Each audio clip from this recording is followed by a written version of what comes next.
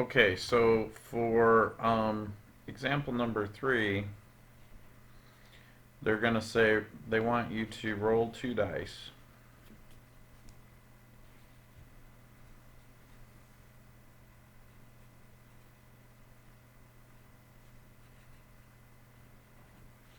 And they want to know what's the probability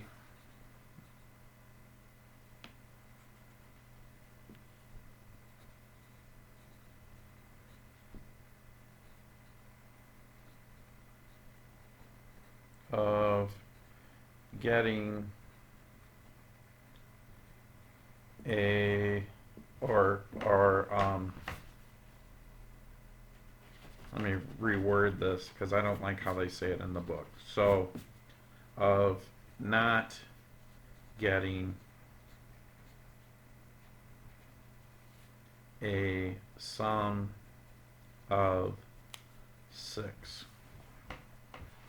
So that's a weird one because we got to figure out the possible outcomes. So one way, this is a very classic probability setup too. So remember that a die has a 1, a 2, a 3, a 4, a 5, and a 6. Actually, I'm going to space that out a little further. So you could get a 1, you could get a 2, you could get a 3, you could get a 4, you could get a 5, and you could get a 6. So you could also, so let me space this out a little bit. So that's one die.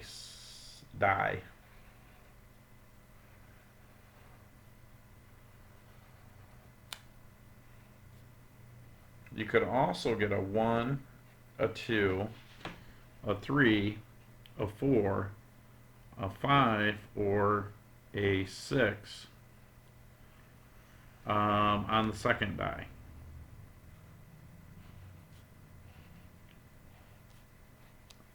So that gives you a list of possibilities of the sum.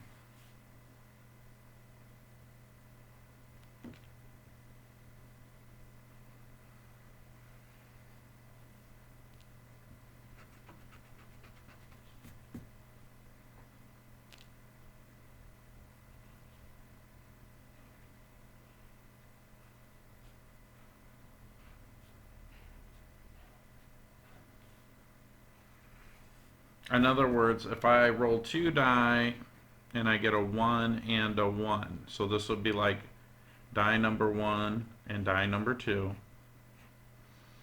then that adds up to 2. 1 plus 2 would equal 3. 1 plus 3 would equal 4, and then you get 5, 6, 7. 2 plus 1 equals 3. 2 plus 2 equals 4. 2 plus 3 equals 5, 6, 7, 8. And there's a pattern that emerges. You're going to get 4, 5, 6, 7, and then 5, 6, 7, 8, 9.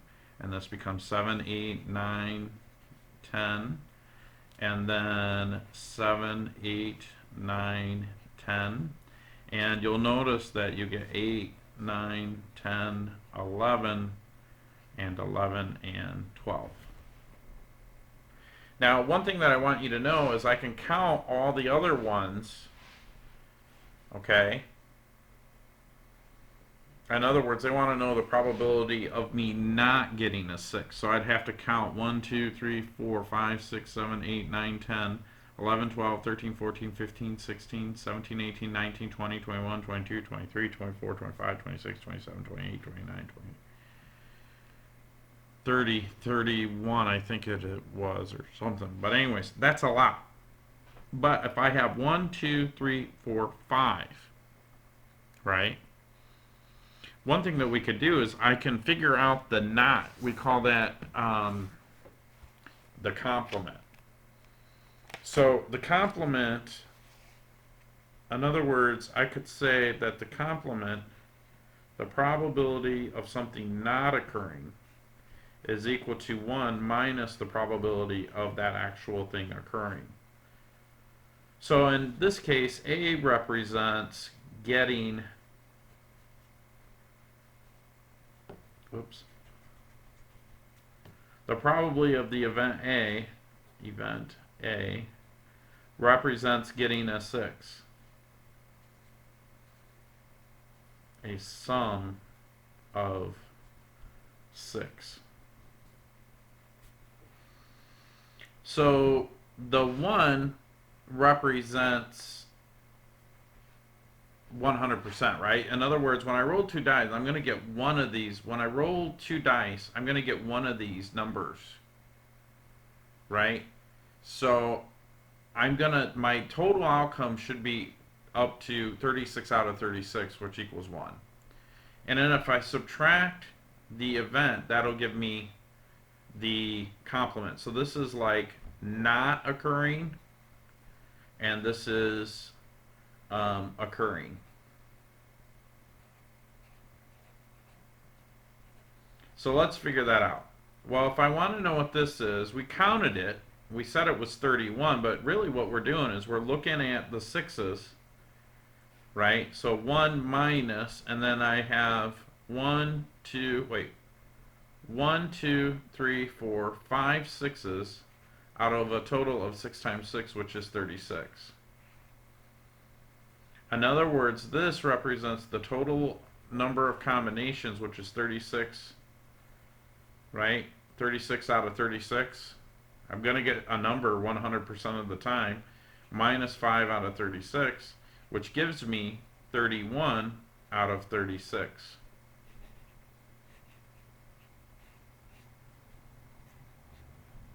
Not getting a sum of 6. Okay? So the reason we do that is because this is a simple example, simple in the sense that, and if we were to do that as a decimal, if I take this top number and divide it by the bottom one, that would give me 86.1, which really translates to 86.1%.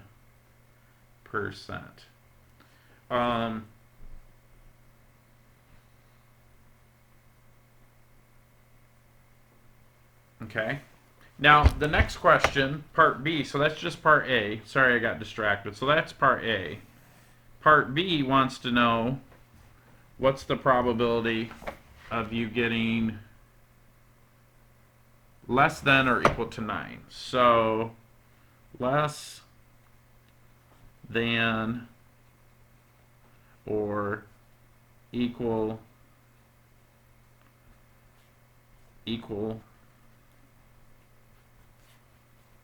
I did it again.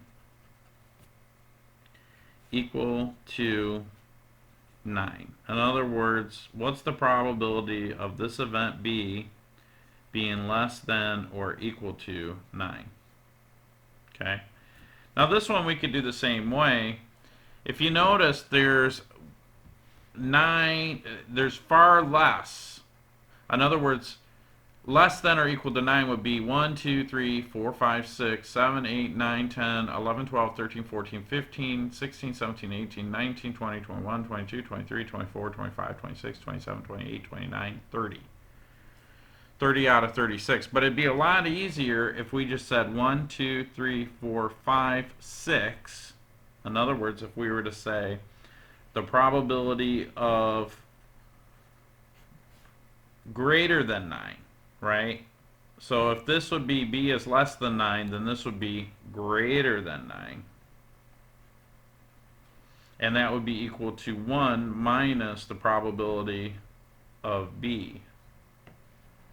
Okay? Well, actually, it depends on how you want to word it. So if we want to say, we would say greater than 9, and then this would be B less than or equal to 9, and then the probability of B. So what that would mean is I would say 36 out of 36 minus 1, 2, 3, 4, 5, 6. That would be 30 out of 36. You could reduce the fraction. I think that breaks down to 5/6, right? And then that percentage would be 83.3.